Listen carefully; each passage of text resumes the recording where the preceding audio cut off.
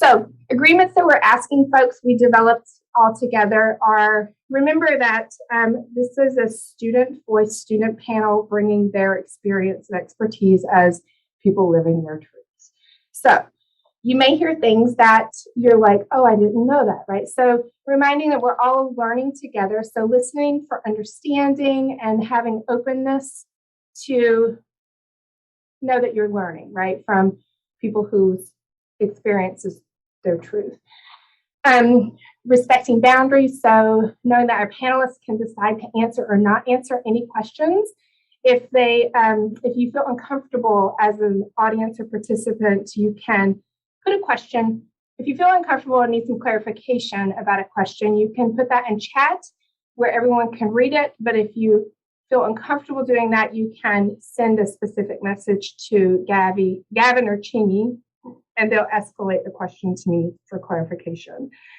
But we do have the set of questions I mentioned. We're going to move through those, and then if we have space, we may open questions, but we're working from prepared questions that y'all submitted. So in Zoom, we're asking you to keep your microphone muted for the whole time so that our panelists can have this space elevating their voice and their attention. So chat is your place for discussion with each other. For reactions, you can use the reactions buttons. And then we'll go from there. So in this, we also want to make sure that sometimes terminology may be new for you. And if there's terms that you are not familiar with, we do have a couple of links that we can share Gavin or Chingy, can either of you share the links for the glossaries that we chose, or do you want me to drop them in there? So if you run across an experience of hearing a term that you're not familiar with, we have a couple of glossaries that you can refer to before you ask for definition clarification within the chat. Does that help? Okay. All right. So Gavin put a link with those two glossaries in there. So from this point, I just want to say I'm really excited, and I want to thank all the panelists and all of the folks in the Equity Across Curriculum team or initiative. Everybody's really awesome, and working with Chingy and Gavin has been rad. So I'm super excited to hear from all of our panelists. And I want to say, my name is Penelope Wood. I work at the library. My pronouns are they and them, and I'll be moderating this talk for the rest of the time. So I want to invite the panelists to introduce themselves and share a bit about themselves for y'all. So get ready and hear from students. Okay, so Luke, do you want to start with the introductions? Is that okay? And then you can pass to the next panelist. Definitely. Thank you. So my name is Luke Scott. I am a queer trans man. I'm 20 years old, a junior right now. I'm planning to be a public defender. I am currently on weekdays interning with the Speaker of the House, the Majority Leader, and then on Sundays I work at the Writing and Communication Center as a tutor.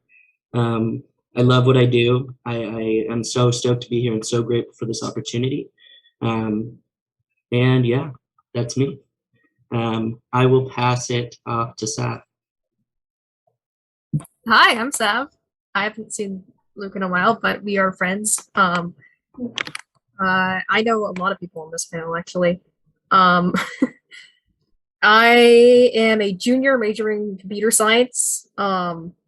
Not planning to work for a major tech company, but either working independently or going into being an interdisciplinary professor, because I think CS is best taught and best used when it's applied to other fields. Let's see. You can refer to me at any pronouns. I'm kind of either gender fluid or agender. So I don't really mind much in terms of gender. But yeah, that's me. Tori, do you want to go next? Sure, thank you.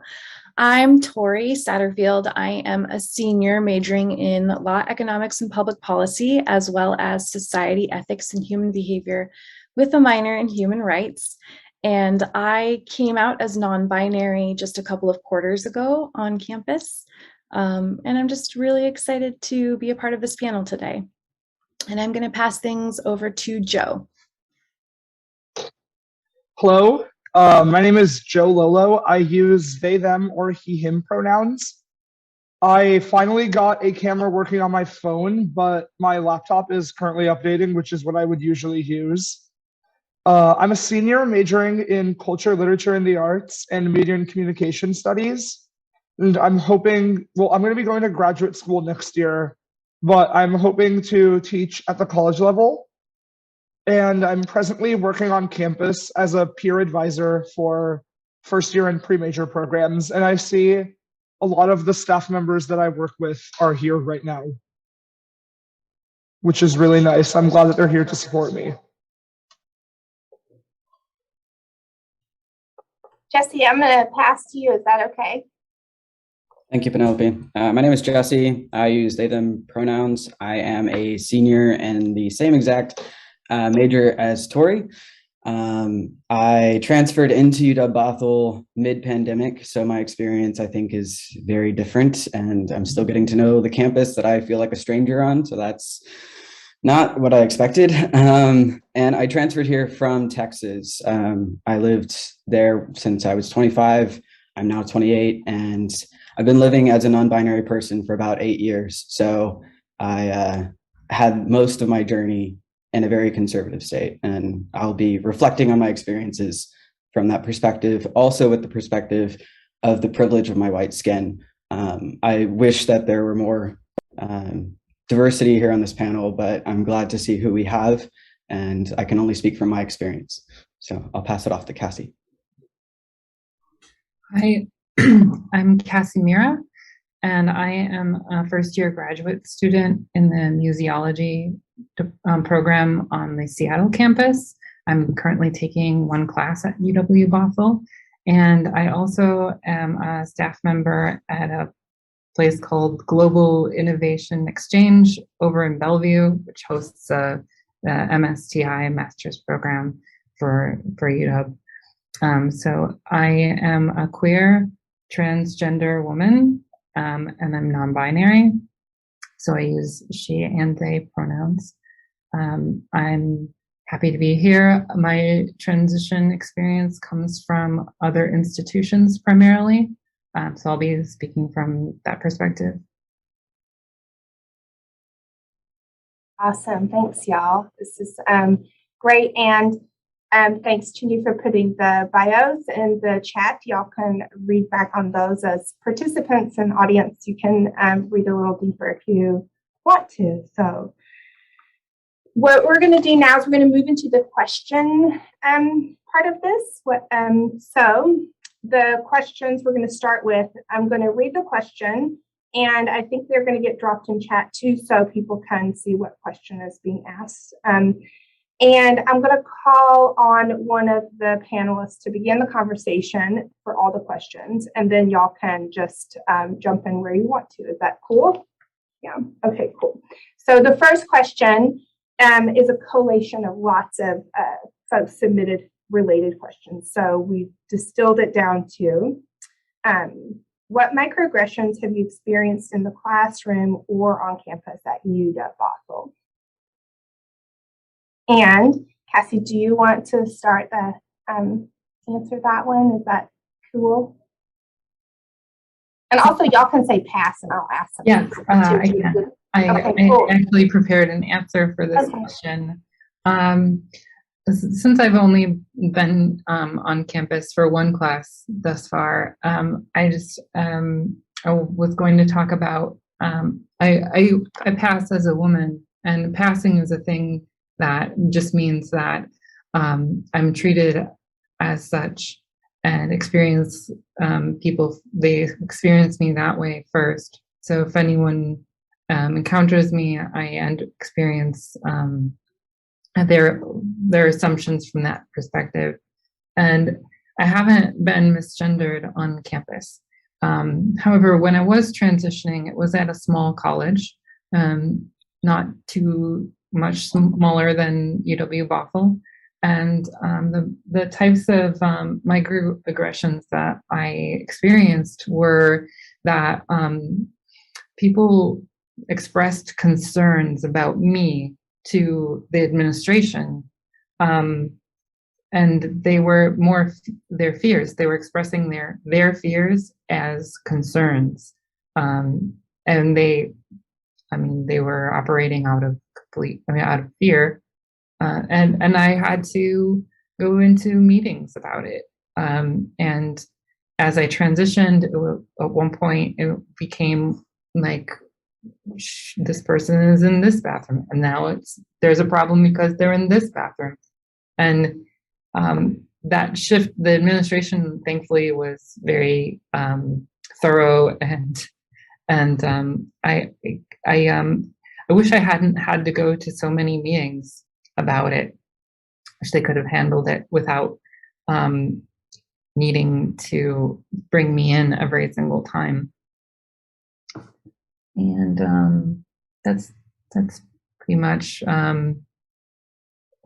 where the microaggressions go. Because I feel like it's important to note that some things are aggressive that are perceived as microaggressions. They're not. I mean, I think if someone's operating out of just lack of knowledge, and they're not trying to hurt you, that can be a microaggression. But if it's deliberate, it's definitely not. It's aggressive, even if it's behind my back and something like that. And pass it to Jesse. Thanks for sharing that. Thank you, Cassie. I also appreciated you differentiating what a microaggression is and what actual aggression is. I most often, especially using a person using they, them pronouns who appears most feminine in person until hormone treatment kicks in. I'm very excited. I most often receive what I think is unintentional misgendering. I don't think it comes from a ill will or anything of that matter, but it still happens. However, it escalates when that person who misgenders me ignores any prompts from either myself or peers around me who are attempting to support me to say, oh no, it's they, you mean they, and just kind of pushes past the conversation. Or the opposite, where the person will freeze up. And I understand this comes from a good place. I've also messed up on pronouns. We're all human. But stopping and apologizing profusely in front of like a gathering, therefore putting me in the spotlight to have the social expectation to forgive that person, when sometimes I don't want to forgive. I just want to move on with the conversation. And if we need to have a conversation later and they feel like apologizing, I do appreciate it when people apologize to me, and I do thank them for that, but it doesn't necessarily mean an entitled forgiveness. And then other microaggressions I've encountered, not just here at UW-Bothell, but throughout my life. Most often assuming that the name Jesse with an E is short for my birth name, which whether it is or not, I don't need to be questioned on it. And then questioning me on the name that I've lived by socially for 6 years as Jesse Blair. The most common question I get is, oh, is Blair your middle name? And it's just like, no, that's my last name. I've moved away from my family. I'm separated from my family. This is what I've chosen to live by. And then the biggest one that happened to me at UW-Bothell from my peers, from what I've gathered, is after I've announced milestones in my transition, like surgeries or hormone treatment, the people assuming that I will suddenly go by he, him pronouns without discussing it with me first, and then getting questions from multiple people in my social group at different times saying like, oh, I heard you use he, him. Did I I'm so sorry. And then I'm just like, I don't know where this came from. I never said that. And I appreciate trying to be prepared for interacting with me, but I feel like again, I'm going to speak from my perspective. If I'm going to use a different pronoun, I will tell you I'm going to use a different pronoun, but for the time being and for the foreseeable future, I go by they, them. I think that's what I have for this answer. So Joe, would you like to respond? Yeah, and first of all, thank you for sharing, Jesse. I feel the same way because that was actually what a lot of my similar experience has been, especially, I guess, one thing that I've often been told is like similarly saying that I don't look like what I claim to be, or that I'm just doing it for attention or for excuses, which is kind of a negative stereotype that has come across male passing or male presenting non-binary people. And I know a lot of people have also misgendered me unintentionally or intentionally, just saying my birth pronouns, which I do keep as an alternate thing, especially for people who don't know me well. And yeah, and like you said, Jesse, forgiveness is something else that a lot of people have just expected of me, even if I similarly have called people by different pronouns than what they actually prefer, and I do admit to my mistakes as well. That's really all I had to say. I had more for the other ones that I answered. Luke, I'd like to pass this one on to you. Thank you.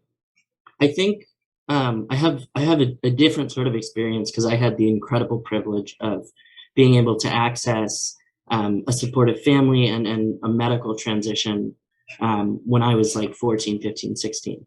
And so when I came into UW, I was in the position that if I wanted to be stealth, I could have been.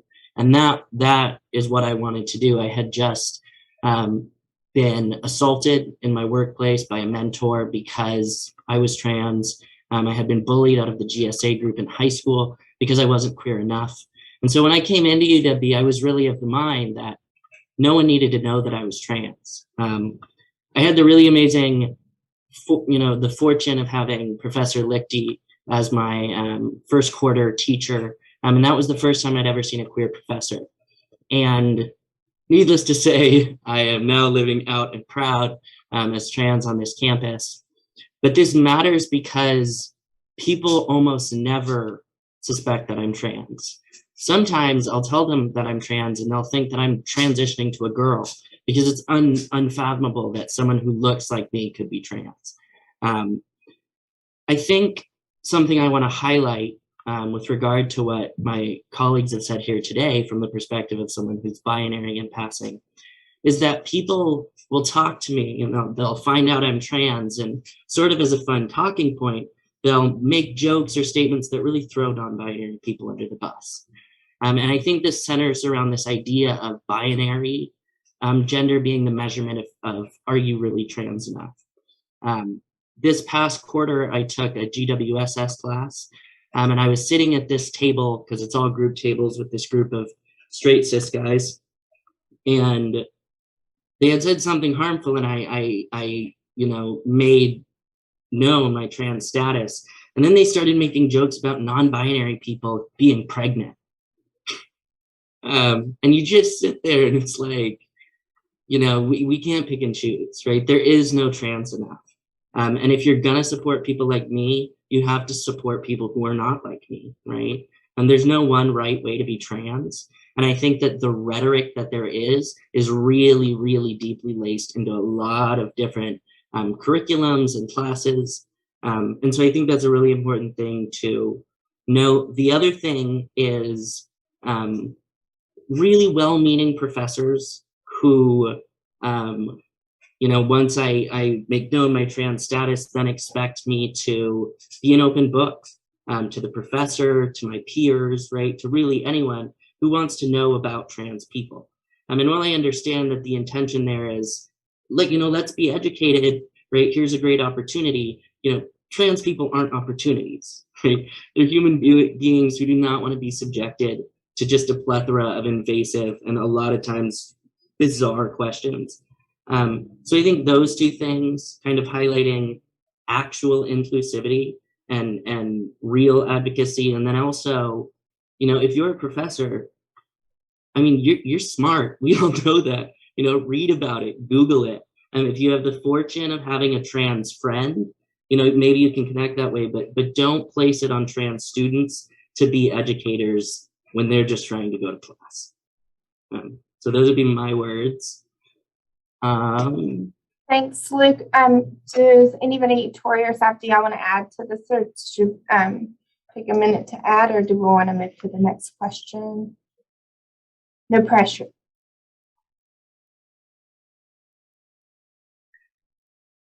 So I guess I really love the moments of talking about your experience, and that there are points of joy that y'all share and the brightness that you are talking about, also at the same time as talking about difficulty in this idea of microaggression. So I just want to make sure that the participants see that as well as as the students are sharing their experiences. So I just wanted to call that out. I appreciate it very much.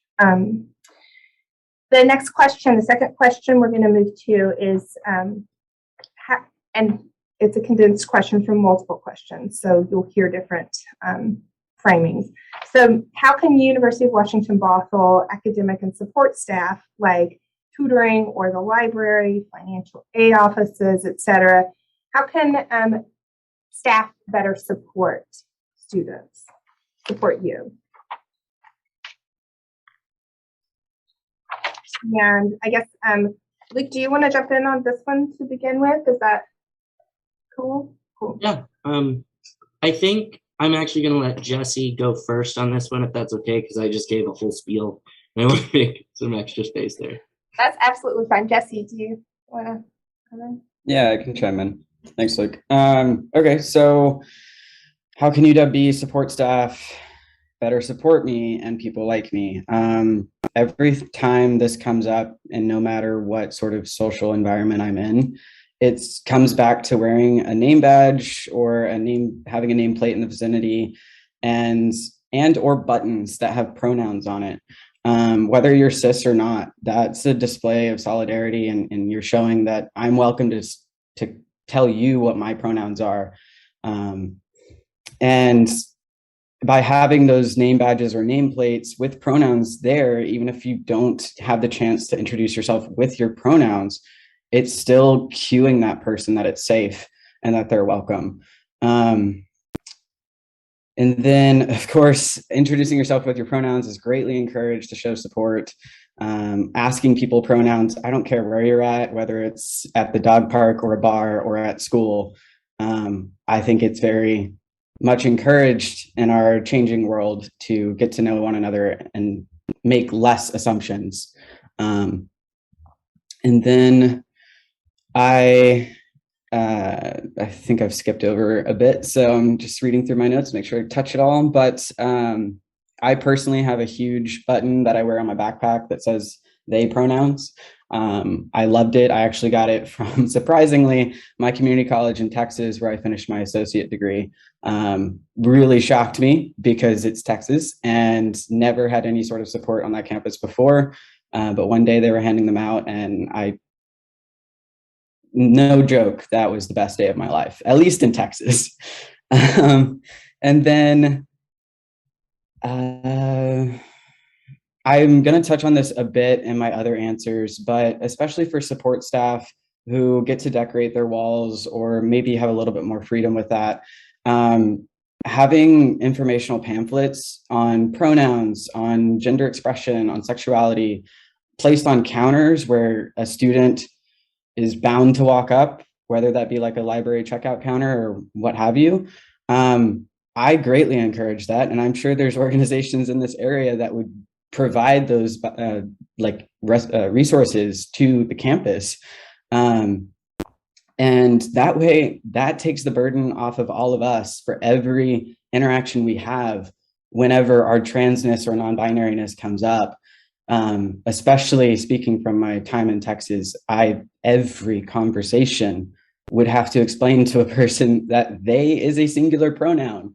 And there were times where I just decided not to have conversations at all. And that's a very lonely experience. So that's what I have on that answer.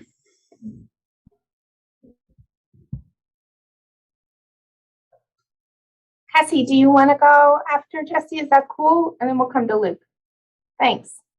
Thank you, Jesse. I think as support staff, it's important to recognize that we, because I've been support staff this is my third college. The documentation that we produce, the training manuals, the policies and procedures, a lot of them we inherited and they need revision. So whenever you find yourself in a revising role, just weeding out the gendered language and to be preferring a non-gendered language where you can. I think that's an important thing to do, so that as we're progressing towards like a more like gender balanced future, that the support documentation we're reading through isn't still stale and old. Great. Luke, do you want to? Oh, no. I actually think anything I was going to talk about was covered. Awesome. Anybody else want to jump in on this question? Support staff, how they can support you better before we move forward? Joe? I just want to quickly add on to what Jesse was saying about the buttons and how they can help you, I guess, show and express your identity in a way that other people can better understand. I really appreciated when ASUW had them at the ARC this past quarter. I ended up taking the ones that say I go by they, them, and by he, they, and I actually have them in my backpack and I put them on before I go to class occasionally, and sometimes at work too.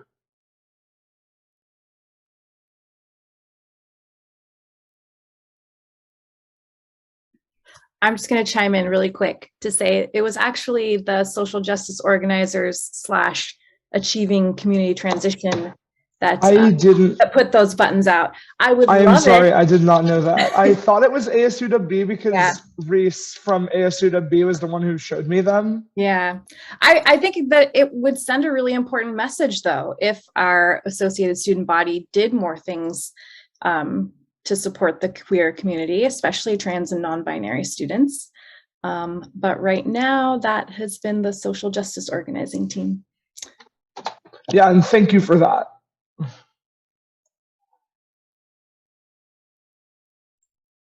Awesome.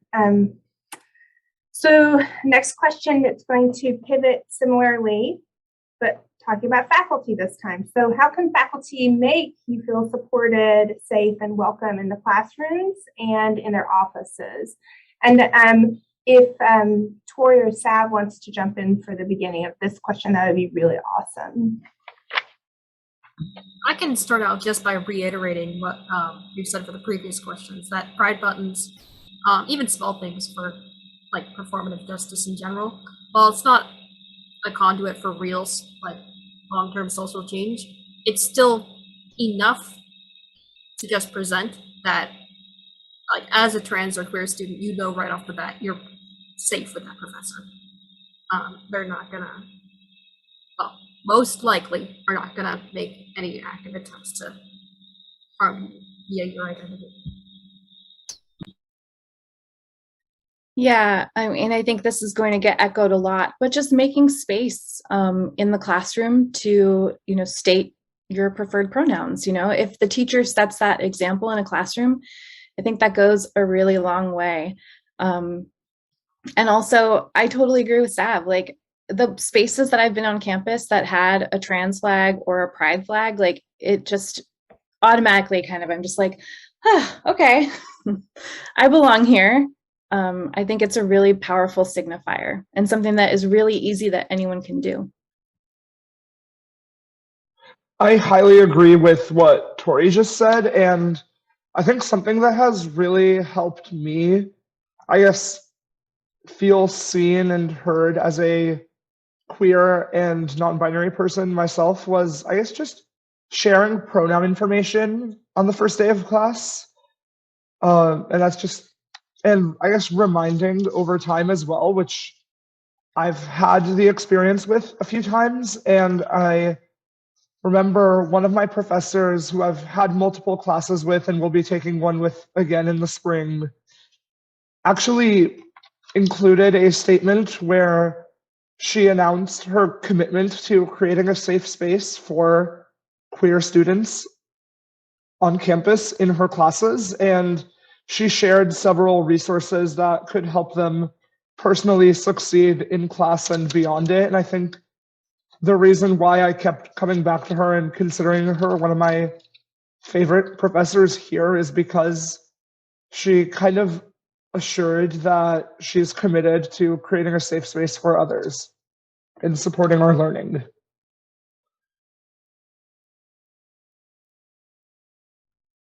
I can jump in now if that's all right. Thank you, Joe. I'm actually going to take off and carry on from your point because I think we had very similar ones. As we've already said, inclusional statements or inclusion statements and educational pronoun information handed out on the first day is huge. If you haven't heard already, I transferred here from Texas. So my first quarter, I transferred it mid-pandemic, and we're learning remotely, and it's not the experience I had fought through my 20s to get, but it's the experience I had. And lo and behold, I happened to sign up for my first class with Dr. Julie Shane, my BIS 300 interdisciplinary inquiry. And the first reading assignments included a educational pronoun information as well as gender 101 information, because it's she's in the gender, women, sexuality studies field, and it's just great information.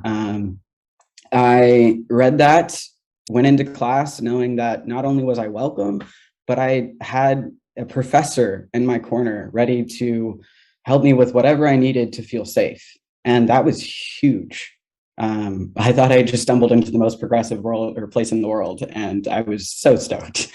And it was a bit disappointing to not have that same experience in every class. And so I highly recommend sharing the resources that Dr. Shane has provided me. And I believe the panel, if I have that right, Penelope, the handouts that are given on that first day, and having that through every class, no matter if it's GWSS or if it's CSS, educational studies, all of it.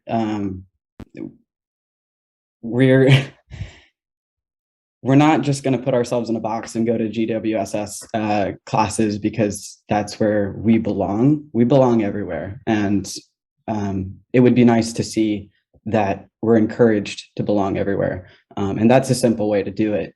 And then outside of that, Joe already touched on this, the inclusion statement is huge. I'm sure that there's drafts out there that can be copied and changed and altered to easily put it to yours.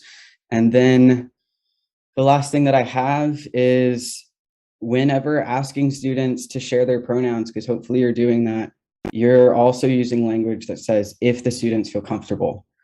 If the students feel comfortable sharing their pronouns. Not everyone wants to be out in every location. I am an older student.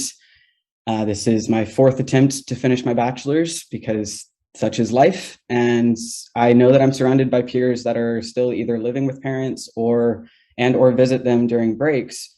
And so to demand someone out themselves is just, it's not cool, and it's not safe for anyone.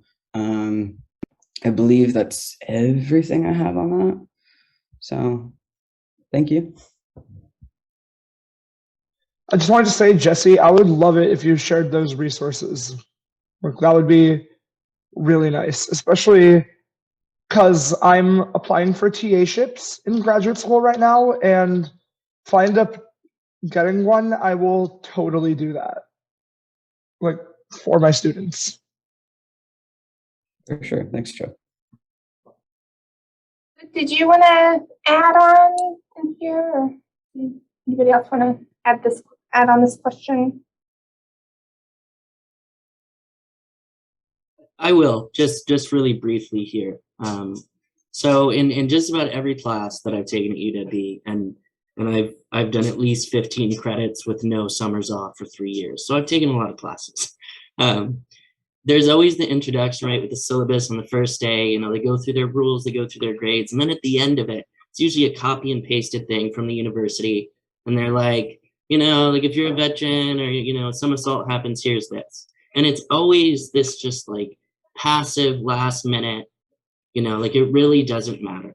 And so I think my word of caution here would be, if you're gonna include that kind of introduction, if you're gonna say that you support queer people or victims of sexual assault or veterans or unhoused students, mean it when you say it. I mean, don't let it be just an after the fact tagline because you know that Title IX requires you to do so. I mean, like, look at your students when you say it. Be clear when you say it. And that's really my last thing.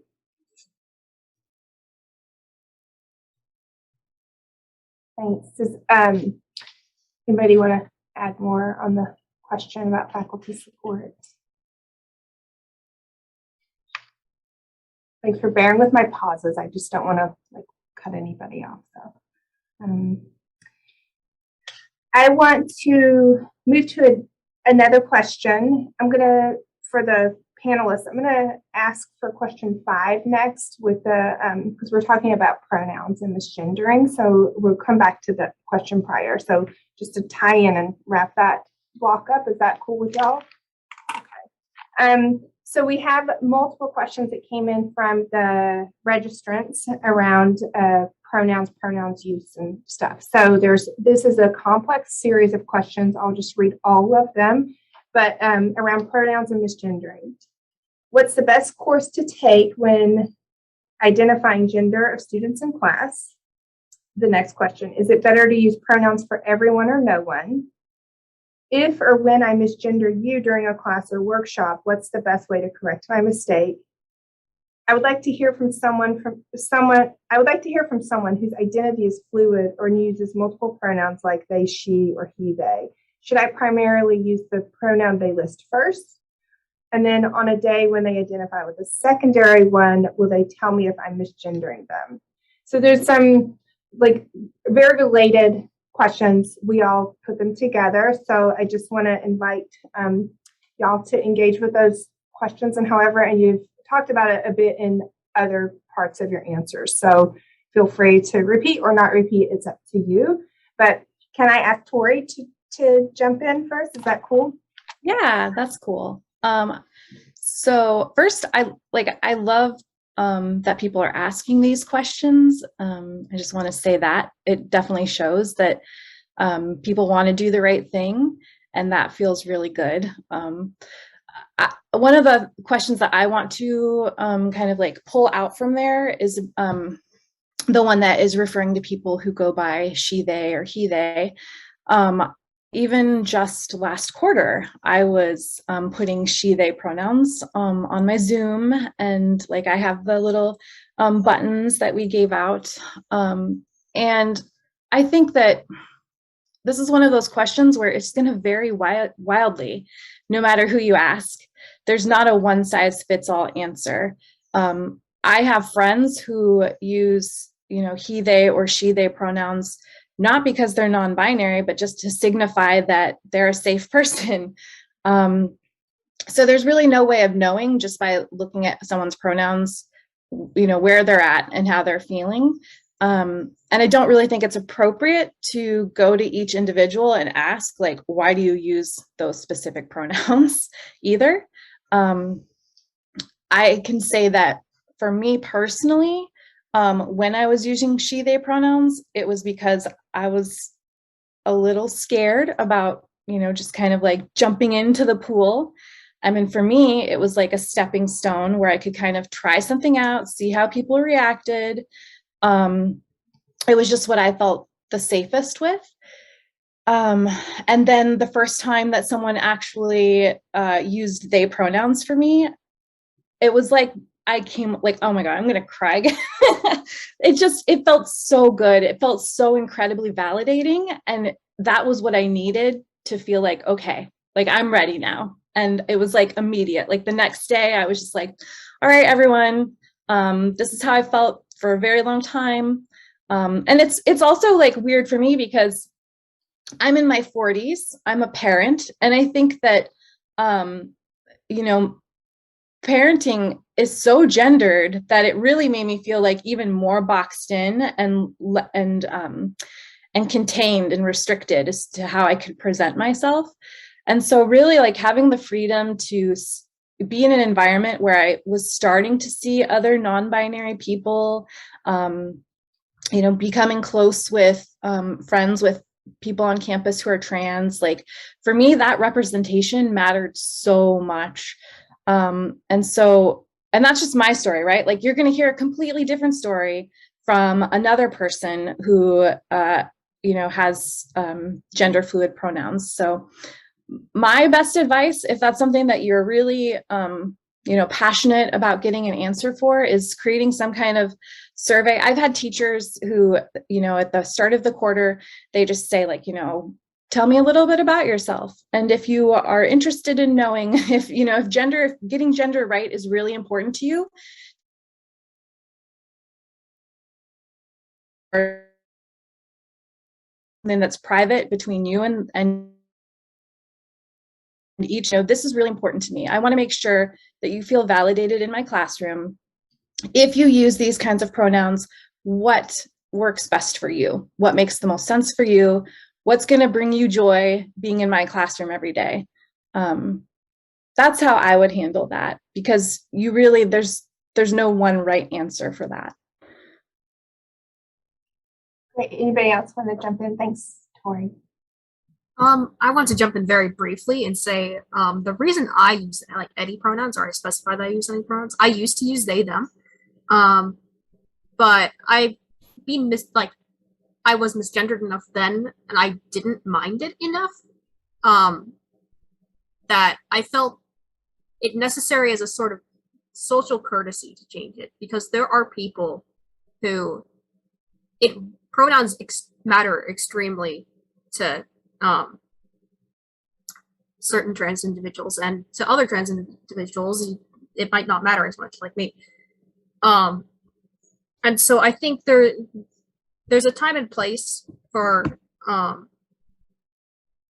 sort of being loose about pronoun usage, using whatever, but it's very much a better social courtesy to be cautious at the start and ask first.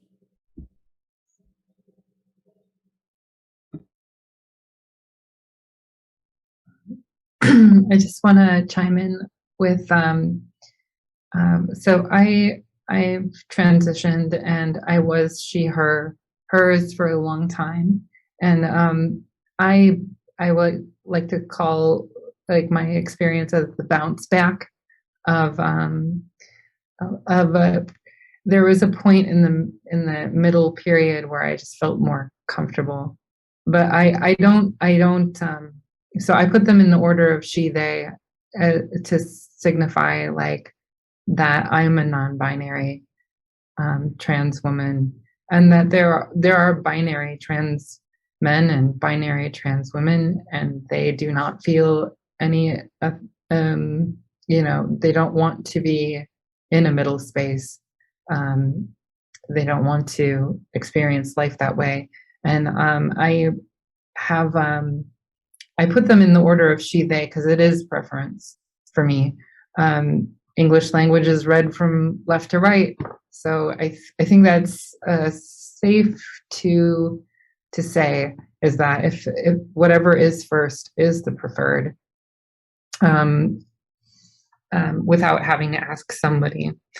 Then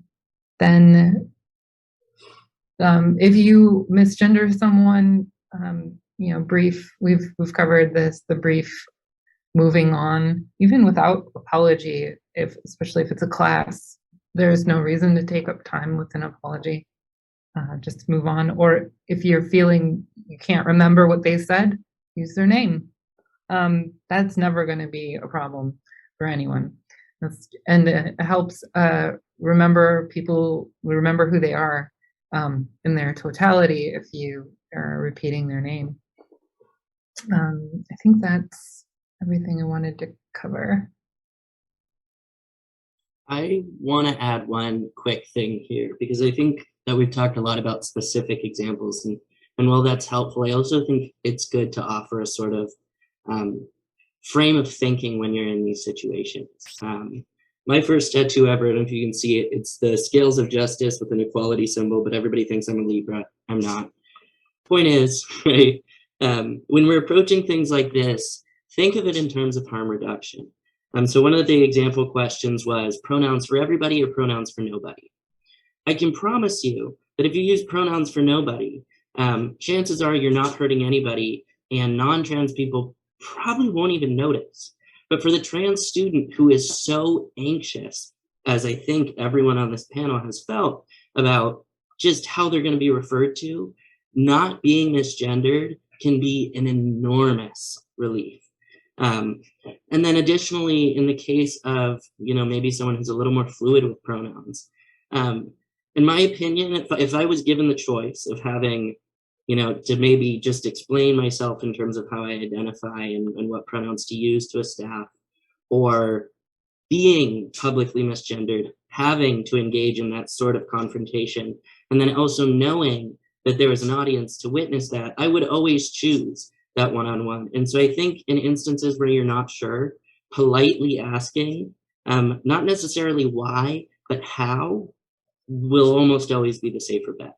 And so I think just in those situations, asking yourself, what course of action is going to cause the least amount of harm? And if you use that kind of frame of thinking, you're golden.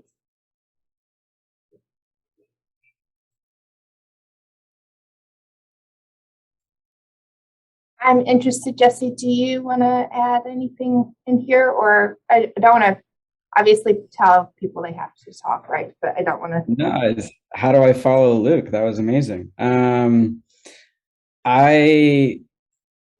Just more experiences from Texas. So one of the things that I found that really helped people in my life who had never heard the term gender pronoun or pronoun used outside of grammar class was I just said, just use my name. Like if you're so worried that you're going to use the wrong pronoun, just as Luke is saying, use it, just remove the pronouns from the equation. Just say Jesse, even if you have to say Jesse did this and then Jesse did that. And it doesn't bother me.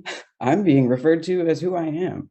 And who cares about what other people think? I mean, I've also had people from Texas, again, who came up to me, and to me, it was one of the most heartwarming experiences I ever had, where I had a friend who was attempting to get used to using they, them pronouns in an environment, like I said, that does not, I felt like I was the only person in 150 square miles that used they, them pronouns. And so for this person to come to me and say, I spent 2 hours last night looking in the mirror and saying they, them pronouns and using your name and practicing with my partner, that nearly made me cry, because that was like one of the first times I had someone say, you matter.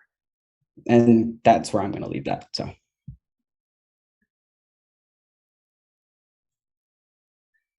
Thanks for all those really good insights on really complex grouping of questions that we put together. It's really useful. I want to check in on feeling how y'all are doing. Do you feel like keeping going forward? Do you want to take a pause for a minute? What is your panelist preferences? Forward? I could use like a 2-minute bathroom break. Yeah. Okay. Yeah. All right. That actually would be nice. Yeah. Agreed. Okay. Break time.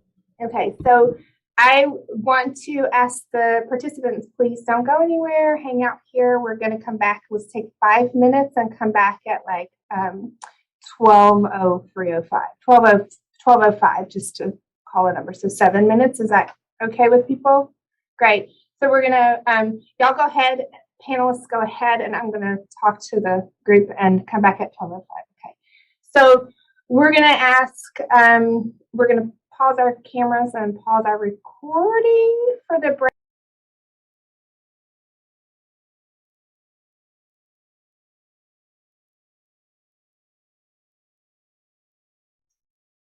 Y'all ready?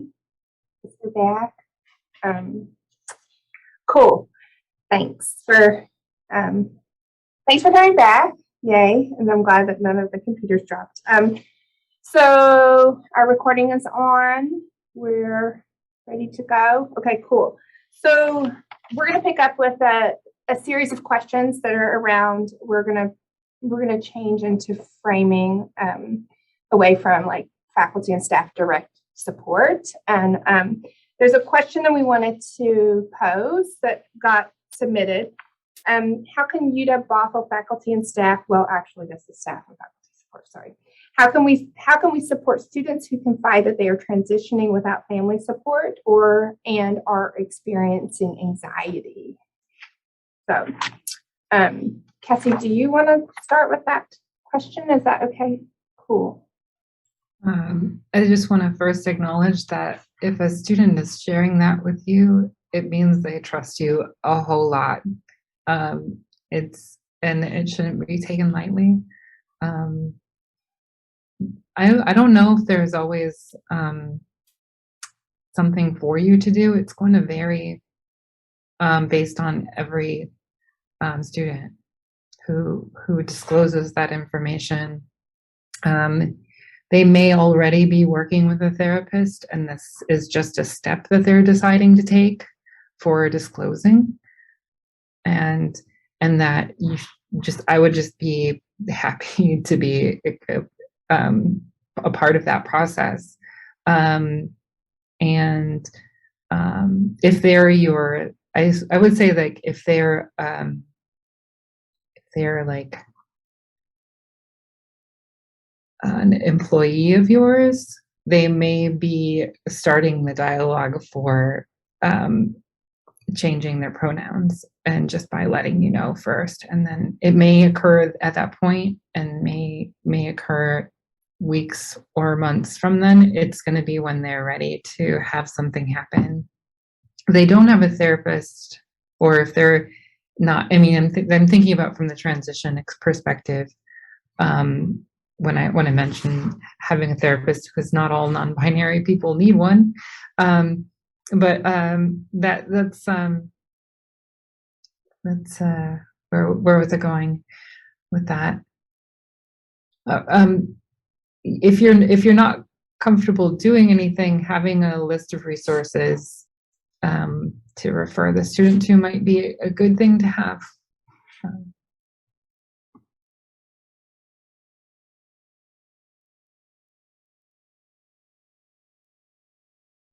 Anybody else want to jump in on that? One clarification: do folks need like one line about why they might need a therapist? The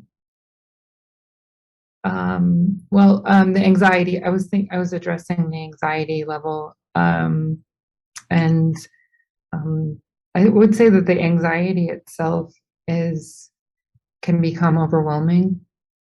I've been in therapy for anxiety, and not for my gender, primarily for anxiety that I experienced from like PTSD and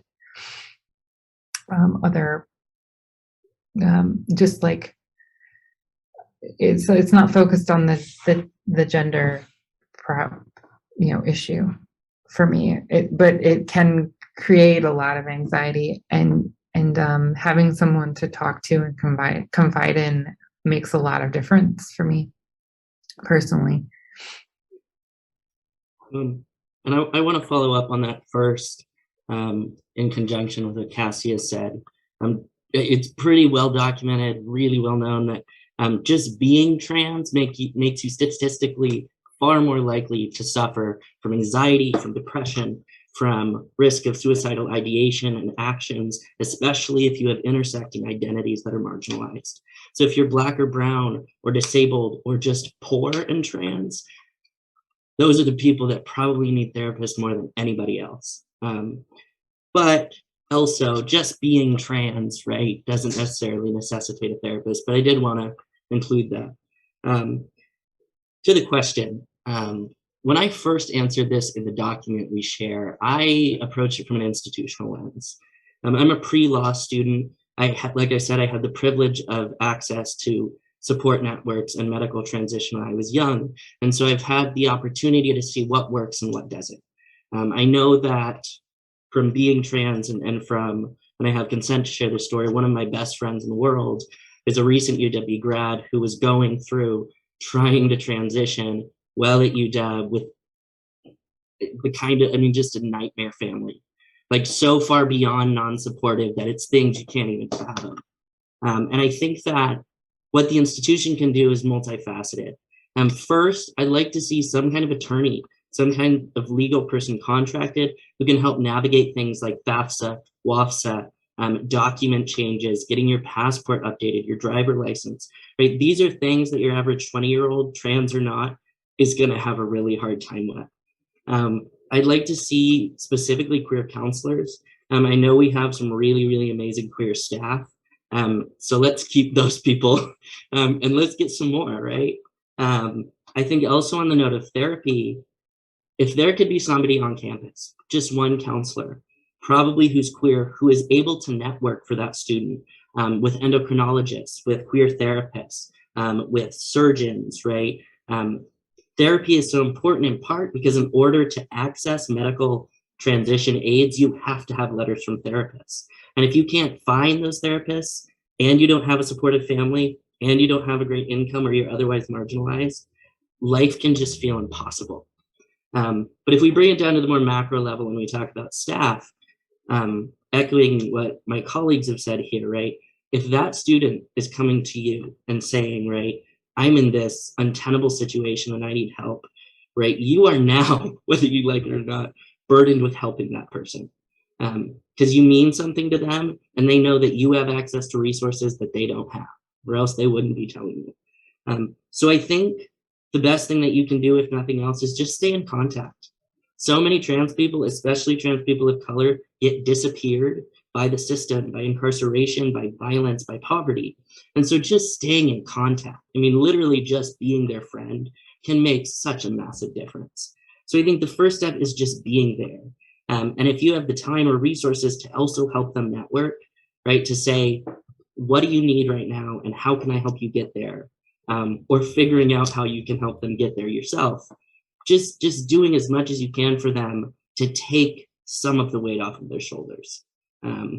I like to think that everybody who is here on this call wants to help trans people, or else you probably wouldn't be here. So I think just following up on that principle and really taking action on it and being there and being present. That's what I would say.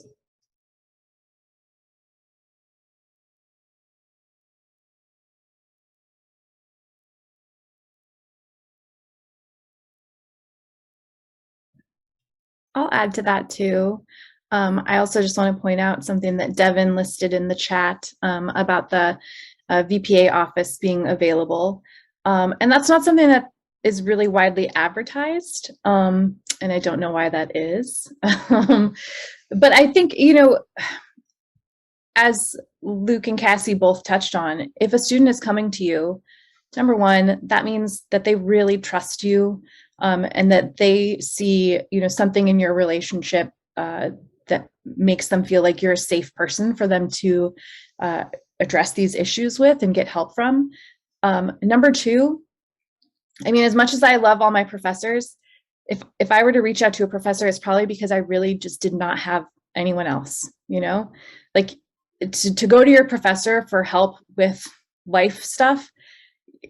I would imagine that you're not in a great place and you don't have support, not just from your family, but you might be pretty isolated. And so if someone is reaching out to you for these kinds of things, you may be the only person that they have to reach out to. And so I would just ask people to, one, know your limits.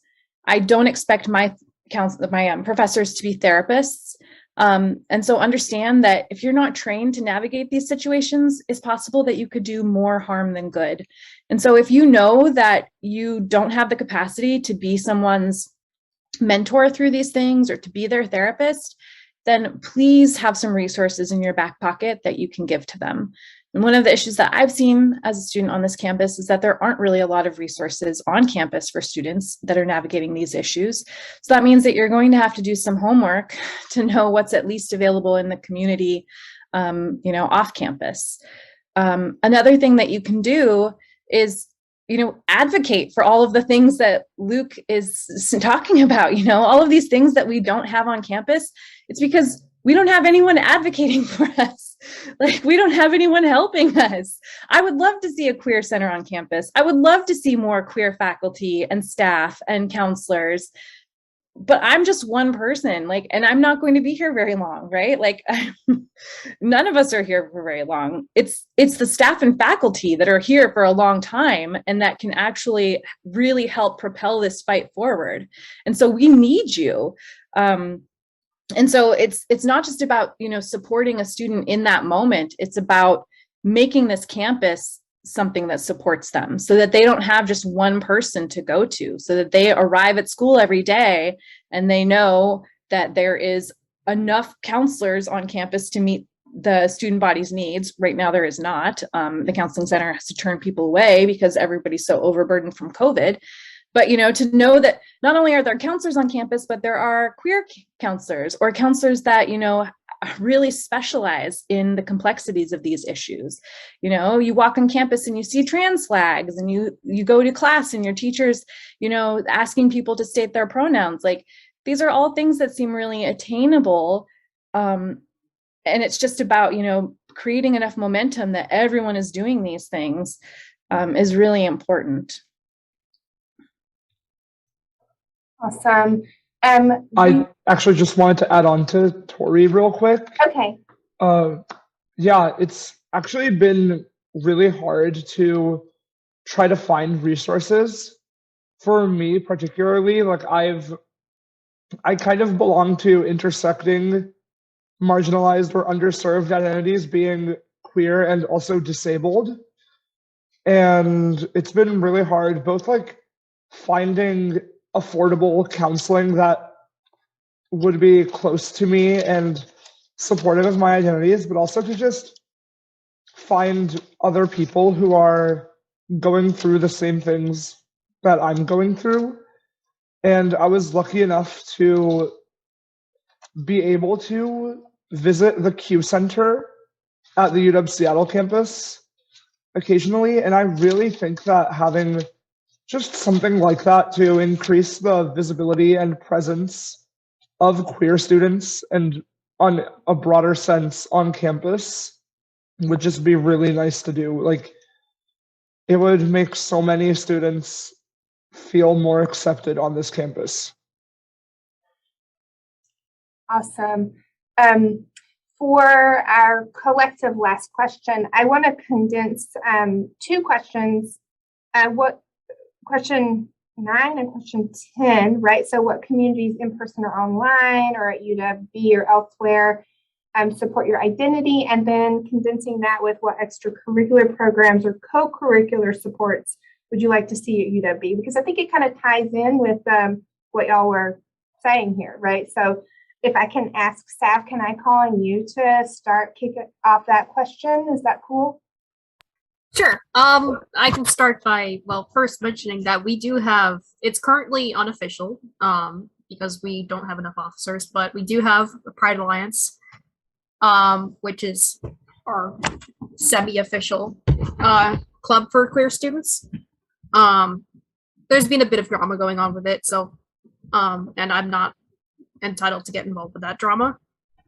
But if you want to be an officer for that or reach out to us, feel free to do so. I can get you in contact with the Discord for that. Really, we just want to, at this point, keep it going as a resource for queer students on campus or off campus, to feel like they're in a community where they can be supported. In terms of other online spaces or campus spaces, because of the pandemic, we've lost a lot of the former resources we had. Like Cutie Pock was queer and trans people of color. It used to be a club we had on campus, and we don't have it anymore, simply because a lot of the old clubs and organizations were lost with the pandemic and people graduating out of it. I'll offer this as a message to, I guess, lower class students, so like freshmen, sophomores. Please feel free to get involved, like startup clubs if you want, and join existing clubs, because a lot of we've lost a lot of resources over time, and we could definitely do with more resources, just student organizations and such. Because eventually, going back into in-person classes, we need to rebuild those communities and show solidarity with one another, no matter what.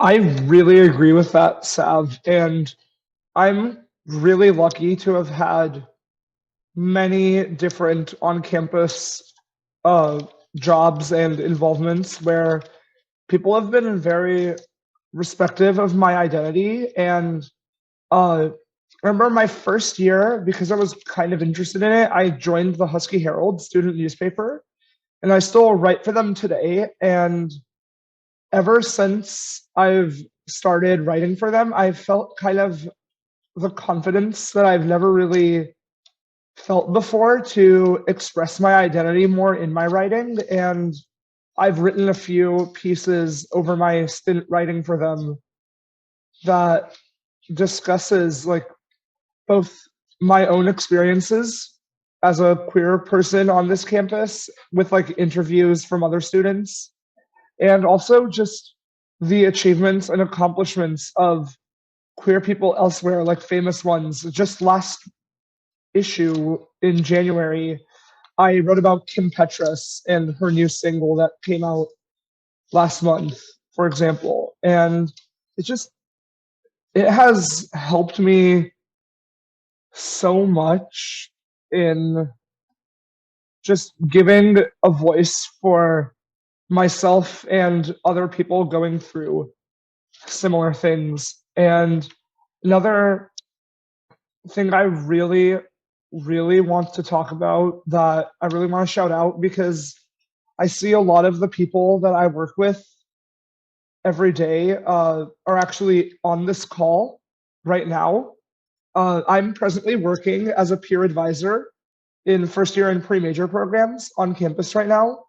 And I am so happy that I have just an amazing group of fellow student workers and professional workers that are not only respectful of me and my identity, but also just they have a lot of commitment to helping us succeed despite our identities, and they're really supportive when we share about any sorts of experiences that we may have. And I'm really glad that I have just these fantastic mentors and friends that I get to work with throughout this entire year. And I honestly just want to give a shout out to, I know I saw you guys, Annie, Jessica, and Rachel. It's a joy to work with you guys in fifth right now.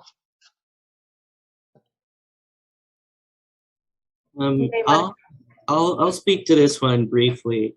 Trigger warning, sexual assault, abuse, that stuff. I've had a pretty rough time at UW. I was actually one of the people who reestablished Pride Alliance, and a former abusive partner who sexually assaulted me when I was 18 started reaching out to my officers, and they sided with her because I'm a guy, and they couldn't fathom that there could be a male victim of sexual violence.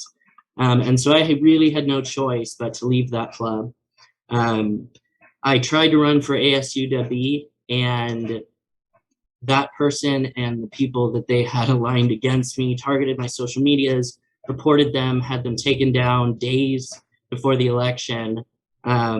And so I had to drop out of that too. But I do want to point to Dr. Lichty, Dr. Simpkins, and Dr. Vaughn, who I truly believe are some of the most accepting and supportive people I've ever had the privilege of knowing. I'm captain of the debate team. I've been on that for probably about 1.5 years now, and I have never known a more inclusive team, a more diverse team. I did a speech about this last year. It's kind of like a mix between comedy and argument. It's called an after dinner speech, and I did it on why we should include trans athletes. And it was my first ever year with that. I was speaking to panels of judges that were from the Bible Belt, and I still ended up taking home national awards. So I really want to advocate speech and debate as one of the safest places, regardless of what your identity is. Truly, it doesn't matter. As long as you show up and you're nice to us, we will be nice to you, and we will network for you, and we will do anything we can to support you. So if you're ever feeling like there isn't a safe space for you, just come join one of these meetings. You don't even have to debate. We'll just be your friend because that's what we do. And I hope that ASUW, and I hope that Pride Alliance is better than it was. I'm not optimistic, but I am hopeful. And I know that there's at least one safe space. I don't know a lot about the Q Center, but it sounds pretty cool, and I think we probably need something like that at UW. The fact that it's been so hard to keep one queer club alive on campus, which, by the way, only needs 5 officers, I think is evidence that there's not enough support for us. There's just not. People don't know it exists. People don't know how to find other queer students. Like I said, I was floored the first time that I had an openly queer professor. That was just not even on the table for me. And I'm from here, I'm from Washington. So I think if you're queer, be out, right? Visibility is the best thing that you can do in terms of just making the world a more queer place. And if you're part of those organizations, I think listen to trans people, I think listen to trans people. And those are my words. Thanks for sharing that. Listen to trans people. There's been a lot of gratitude in the chat. People saying that this is really healing for them. It's very helpful for them to hear your voices and perspectives. And so deep, sincere thanks from our Equity Across Curriculum for y'all speaking and sharing your truths and experience about your campus experience and broader. We had so many questions that we didn't get to, and so I want to apologize to y'all for not getting through those, but you're awesome for sharing so much of yourself. So everybody here has deep gratitude for you as panelists, and as students, and the queer campus community is really grateful for your vulnerability and your generosity too. So I just want to put that out there. We are running 2 minutes on time, so I'm sorry if we were going to close with this. We want to keep talking forever, right? And hearing everything and elevating with so much care and love here. So I really appreciate y'all so much. I'm going to cry on a recording. My colleagues know that I will cry, but the Equity Across Curriculum team does have other workshops that are coming up for faculty and staff. We can drop a link on here. I'll drop it, and lots of love and thanks for coming in for y'all on the chat. So this is going to get buried, but here you go. Coming up, Equity Across Curriculum team has a Designing Inclusive Syllabi workshop coming on March 4th. Faculty, staff, look out for that. So there's going to be email blasts for that soon. And then Also, winter quarter, we're going to have navigating difficult conversations. It's presented by Dr. Dorinda Carter Andrews. And the topic's going to be, what is white supremacy culture and how does it function in the classroom? And it's going to include time for instructor reflection as well for that. So faculty and staff, those 2 workshops are coming up, so keep a lookout on those. And really, really thanks, Professor Doyle and Dr. Chen, for your awesomeness, and all the panelists. I don't know if that makes a heart, but y'all were super awesome. So, anything else to add for closing at all? Anybody? No? I think you're here today, and that's probably the best thing that you can do right now. So if you don't do anything else, just keep showing up. I mean, when there are opportunities like these, just keep showing up. I mean, you will come out of it better able to support students like us. And we do thank the UW-Bothell Equity Across Curriculum Initiative and all the support that is coming through that for being able to elevate your voice, and also to just have space for faculty and staff to really engage with equity questions and, deep interrogation of their own practice, I guess, right? So